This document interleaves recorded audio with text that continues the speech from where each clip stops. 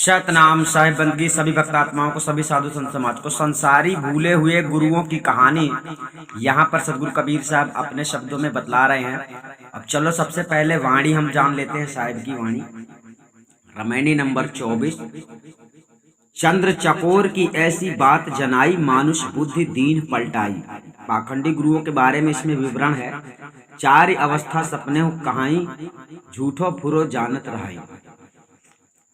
मिथ्या बात न जाने कोई, यह विधि सब गैल बिगोई। आगे दय दय सबन गमाया, मानुष बुद्धि सपने नहीं पाया।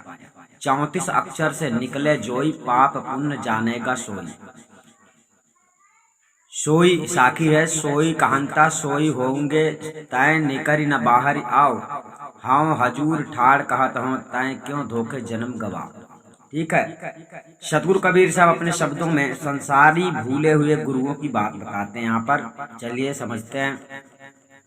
सतगुरु कहते हैं कि आत्मा तथा परमात्मा के वास्तविक स्वरूप ज्ञान से वंचित भूले हुए गुरुआ लोगों में से किसी ने भूचरी आदि पंच मुद्राओं का तथा ध्वन्यात्मक अनहद शब्द और ज्योतियों का ध्यान चंद्र चकोरवट टकटकी लगाकर त्रिकुटी से लेकर समस्त ब्रह्मांडी अभ्यास साधन का विधान बतलाया, तथा किसी ने वैकुंठादि लोक विशेष निवासी स्वामी विष्णु आदि देवों की भक्ति करने के लिए ऐसा उपदेश दिया कि जिस प्रकार चकोर चंद्रमा से टकटकी लगाकर प्रेम करता है, उसी प्रकार उनसे भी प्रेम करना चाहिए। उनके शारीरिक स्वरूप, मानसिक ध्यान और उनकी प्रतीक रूप मूर्ति प्रतिमाओं में भी उसी प्रकार श्रद्धा प्रेम करना चाहिए। किसी ने अन्य देवी देवताओं में तथा भूत प्रेतादि एवं दरगाह आदि में उसी प्रकार चंद्र चकोरवत श्रद्धा प्रेम करने का उपदेश किया।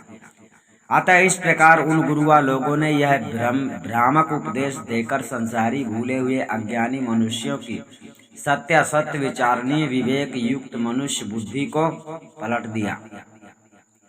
वे गुरुआ लोग बाल, कुमार, युवा और वृद्ध अथवा स्वप्न, सुषुप्ति और तुरिया, इन चार अवस्थाओं को स्वप्न के समान अनित्य ही कहते हैं और स्वयं ऊपर से उन चारों अवस्थाओं के पदार्थों को तथा संसार को असत्य कहते हुए वह भीतर से उन असत्य पदार्थों को सत्य समझते रहते हैं। उनकी इस मिथ्या बात को कि यह संसार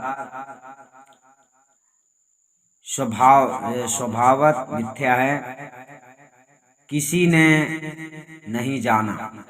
इसी प्रकार सबके सब नष्ट हो गए। उन गुरुआ लोगों ने आगे की आशा दे देकर कि जन्म जन्मांतर में सुख मिलेगा, ऐसा उपदेश दे देकर सबको नष्ट कर दिया।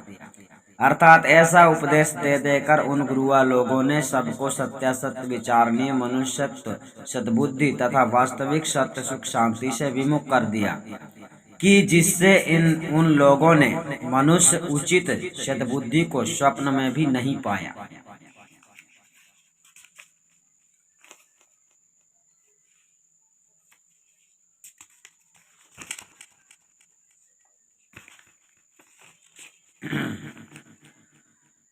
देवनागरी वर्णमाला के 34 अक्षर से जो निकल जाएगा, अर्थात जो वाणी के जाल से तथा उनसे बने हुए नाम और उन नामों से बंधे हुए समस्त वाच्यार्थ पदार्थों के रूप, आकार, विषय इत्यादि के जाल से अलग पृथक हो जाएगा, वही पाप पुण्य, धर्म अधर्म, शुद्ध अशुद्ध, जड़ चेतन इत्यादि सब पदार्थों को जान सकेगा। अतः 34 अक्षर और उनसे बने हुए नाम मंत्रों का कहने वाला चेतन आत्मा उन सबसे भिन्न है। अर्थात नाम रूप जड़ माइक पदार्थ है और उन सब का साक्षी दृष्टा चेतन आत्मा है, उन सब से पृथक है। ठीक है। सतगुरु कहते हैं कि हे मनुष्य जीवो, तुम लोग अपनी भावना के अनुसार जैसा कहोगे और जैसा सोचोगे वैसे ही बन जाओगे। अर्थात जिसका कथन और चिंतन करोगे उसी प्रकार तुम भी हो जाओगे। इस कारण इन 34 अक्षरों के तथा नाम रूपी जाल से निकलकर बाहर क्यों नहीं आते? यदि तुमसे इस जाल से बाहर नहीं निकला जाता है तो मैं उस हजूर महाचेतन सत्पुरुष परमात्मा से मिलाने वाला तथा उनके ज्ञान भक्ति का उपदेशक सद्गुरु तुम्हारे सामने खड़ा होकर तुमको पुकार रहा हूँ कि मेरे सामने चले आओ। तुम धोखे में पड़कर ऐसे दुर्लभ मनुष्य जन्म को व्यर्थ में क्यों गंवा रहे हो। अब आपको यहाँ पर ठीक से समझ में आ गया होगा कि पाखंडी गुरुआ लोग आप लोगों को परमात्मा से मिलने के लिए साधना विधि विधान तंत्र मंत्र देते रहते हैं। यहाँ पर 34 अक्षर का जो बात आया है, सदगुरु के समय पर इंग्लिश भाषा का उपयोग नहीं होता था, ABCD नहीं थी, इसलिए उस समय केवल हिंदी के काखा गागा अक्षर होते थे। अभी वर्तमान में तो इंग्लिश भी चल रही है, तो ये भी अक्षर माने जाते हैं।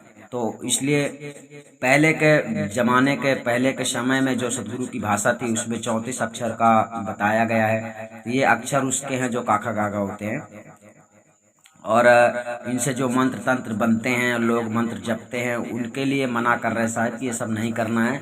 साहब ने स्वयं ही बताया है कि परमात्मा से मिलाने वाला वो खुद ही है। यानी सदगुरु कबीर साहब जब गुरु बनकर आए थे धरती में, गुरु बनकर ज्ञान दिया तो लोगों को तंत्र मंत्र नहीं दिया है, सदगुरु कबीर साहब ने आत्मज्ञान करवाया, ठीक है, सार शब्द लखाया है, परमात्मा के दर्शन करवाया है और साधना बताई है। साधना क्या है? साधना है सत्य मार्ग पे चलना, ठीक है। आपको सत्य में चलना है, सत्य मार्ग में चलना है, ये सबसे बड़ी आपकी साधना है, दूसरी कोई साधना नहीं है। ध्यान रखना, सदगुरु कबीर साहब कहने का तात्पर्य है कि ज्ञान आपको चाहिए, ठीक है, आपको ज्ञान चाहिए और परमात्मा का ज्ञान चाहिए, मतलब कि स्वरूप ज्ञान चाहिए कि कैसा है परमात्मा को जानना है आपको, गुरु से कैसा है। और ये काम आपका 3 सेकंड में हो जाता है। जी हाँ, 3 सेकंड में आपको परमात्मा का स्वरूप ज्ञान आपको हो जाता है। ये गुरु का काम है। गुरु जब प्रसन्न हो जाता है तब आपको करवा देता है। सतनाम साहिब बंदी, हम आपको फिर मिलेंगे। ये साहिब का बीजक है और बीजक के द्वारा आप लोगों को जो ज्ञान दिया जा रहा है वो इसीलिए दिया जा रहा है कि सदगुरु कबीर साहब ने सबके बारे में पहले से बता के रखा है, अर्थात साहिब की बातों को स्वीकार करो। सतनाम साहिब बंदी, हम आपको फिर मिलेंगे।